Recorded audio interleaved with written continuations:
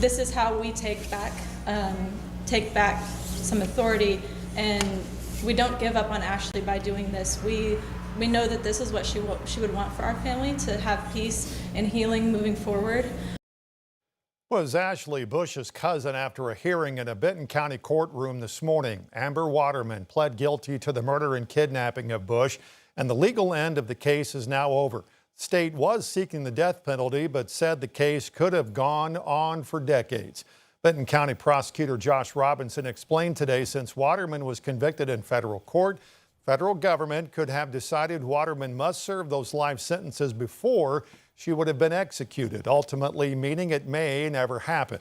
Robinson also said last month's hearing led to talks that a trial was going to be years down the line.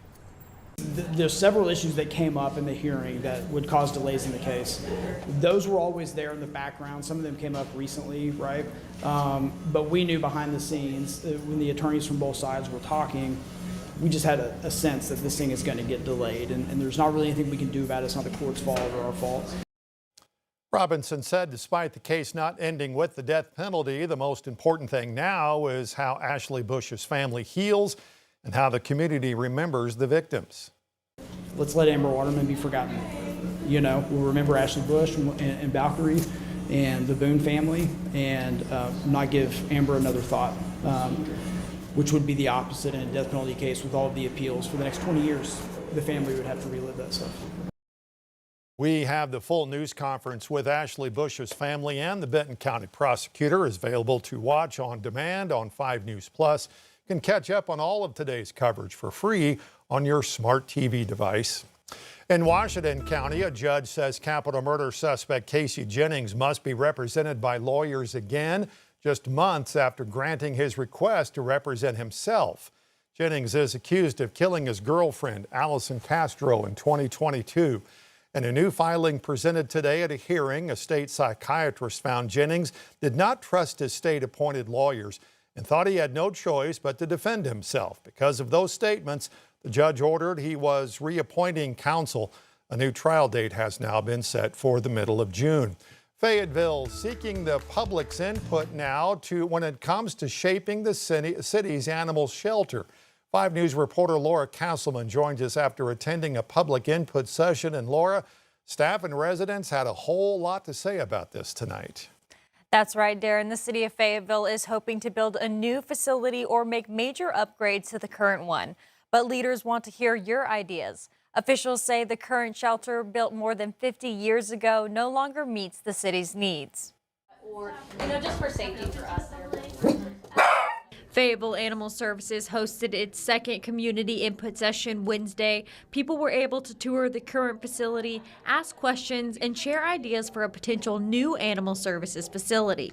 We had some volunteers coming in, heard a lot about how people are excited at the idea of a new facility. Justine Lentz is the superintendent for the Fayetteville Animal Services and says this input session is about ideas. Things that it could incorporate, things that the site might have available that we don't have here, like close trail access. Being that they have a new space that they can build on, I kind of recognize like it'd be awesome if they have an outdoor area here. Sunny Shields has only been in Fayetteville for 9 months, but says she cares about animals and is bringing a few ideas to the table. Even like a walking path around that maybe, I don't know if the kennels could have a window on the outside, so if somebody's walking their dog and they happen to see a dog through the window, like a low pressure kind of like potential dog matchup. So I thought for their laundry space it'd be good to have, the equipment up in an ergonomic spot. At home if your dryer's low and you got to dip down and pull stuff out. People who stopped by the facility said they see there needs to be improvements. The priority should be the animals, of course.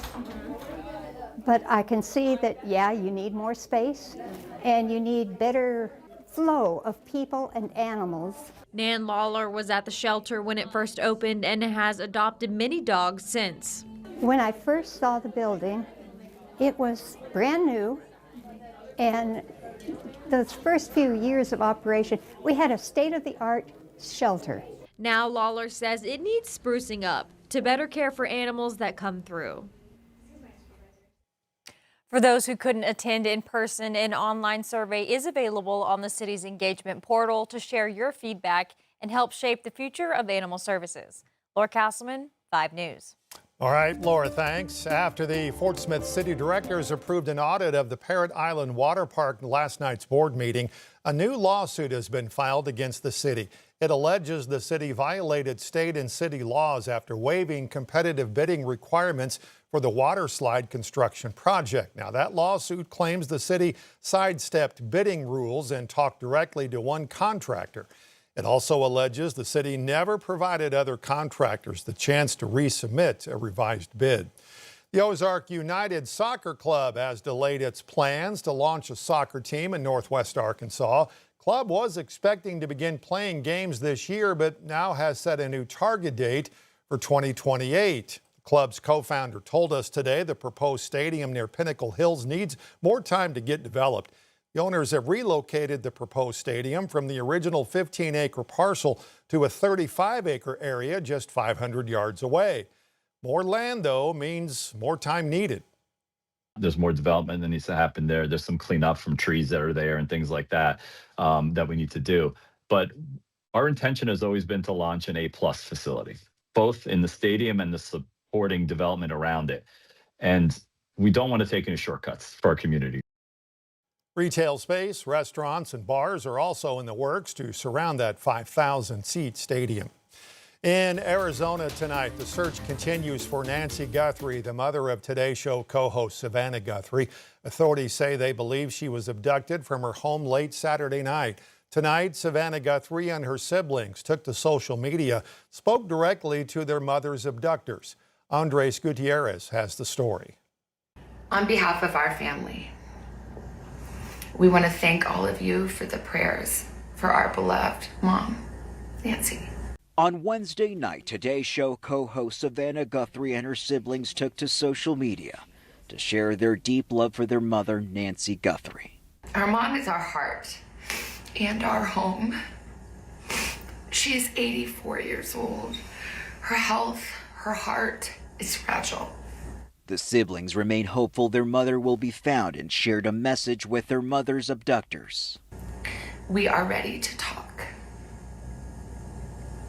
However, we live in a world where voices and images are easily manipulated. We need to know, without a doubt, that she is alive and that you have her. Their message comes as the search for Nancy Guthrie stretches into a 5th day. Authorities say they're continuing to explore any and all leads. Nothing has come up that says, here he is, here's your bad guy. We're working towards, where is Nancy? Where is Miss Guthrie? We want to find her. That's what everybody wants. Once we do that, then we can worry about the whodunit. Is there a scenario where you don't find Nancy Guthrie anytime soon? Absolutely. No suspect or person of interest in the case has been identified. Late Wednesday came word the FBI is sending more agents to Arizona to help with the investigation. The FBI is analyzing an apparent ransom note that was sent to multiple media outlets. The note contained specific detail about Nancy Guthrie's home and what she was wearing the night of the abduction. Its legitimacy has yet to be verified. Andres Gutierrez, CBS News, Tucson, Arizona.